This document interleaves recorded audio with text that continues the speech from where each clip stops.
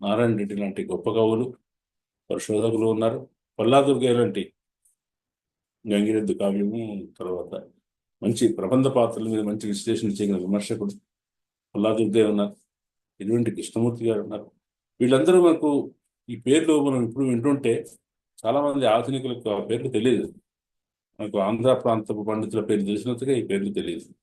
ఈ పేర్లు తెలిస్తే మనం ఒకసారి మన తెలుగు సమాజం ఎటువంటి సుసంపన్నమైందో మనం ఒకసారి ఇప్పుడు అనాగంధమాల కేసి గుప్తా గారు, తర్వాత వెల్దుర్తి మాణిక్యరావు గారు, వెల్దుర్తి మాణిక్యరావు తర్వాత కాళోజీ కలిసి కథలు రాశారు. ఆయనే తెలంగాణ హైదరాబాద్ స్వాతంత్రోద్యమ చరిత్ర రాశాడు వెల్దుర్తి మాణిక్యరావు గారు. తర్వాత గిరిజరాజు రామరాజు గారు, తర్వాత కవిరాజమూర్తి గారు, ఖమ్మం జిల్లా వాళ్ళు, అడ్లూరి అయోధ్యరామ కవి, భాస్కర్ భట్ల కృష్ణారావు దక్కన్ రేడియోలో పనిచేశారు. మీకు తెలుసు దాశరథి కూడా ఆల్ ఇండియా రేడియోలో పనిచేశారు.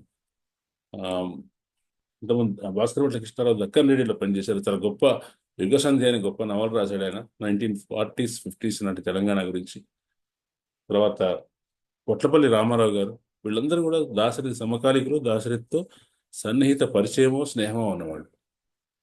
తర్వాత గుండవరం హనుమంతరావు గారు ఆంధ్రకేసరి పత్రిక నడిపాడు 1940sలో. త్యాగరాయ గాన సభ ఫౌండర్స్లో ఒకరైన గుండవరం హనుమంతరావు గారు మంచి మంచి రచయిత ఆయన. ఆ రోజు నిజానికి లిఖిత పత్రికగా తీసుకొచ్చి ఆంధ్రకేసరి, తర్వాత ఆయన ప్రింటెడ్ పత్రిక ఫామ్లో తీశారు. ఆ రోజుల్లోనే తెలంగాణలో జిల్లాల యాసతో కథలని ఆహ్వానించి ప్రశ్నించారు వాళ్ళు. తెలంగాణ యాస కాదు, నల్లగొండ, మహబూబ్నగర్, వరంగల్ ఈ ఈ ప్రాంత మాండలికంతో కథల్ని రాయమని ప్రోత్సహించి పిలిచారు. తర్వాత ధరణికోట శ్రీనివాసులు గారు నల్గొండ, దేవులపల్లి రామాంజరావు గారు తెలుసు, ధవళా శ్రీనివాసరావు గారు ఆయన కథకుడు, తర్వాత రామరాజు గారు, తర్వాత వీళ్ళు ఇంకా ఇంకా చాలా మంది ఉన్నారు. ఈ ఈ సమాజంలో దాశరథి తను లొకేట్ చేసుకున్నాడు.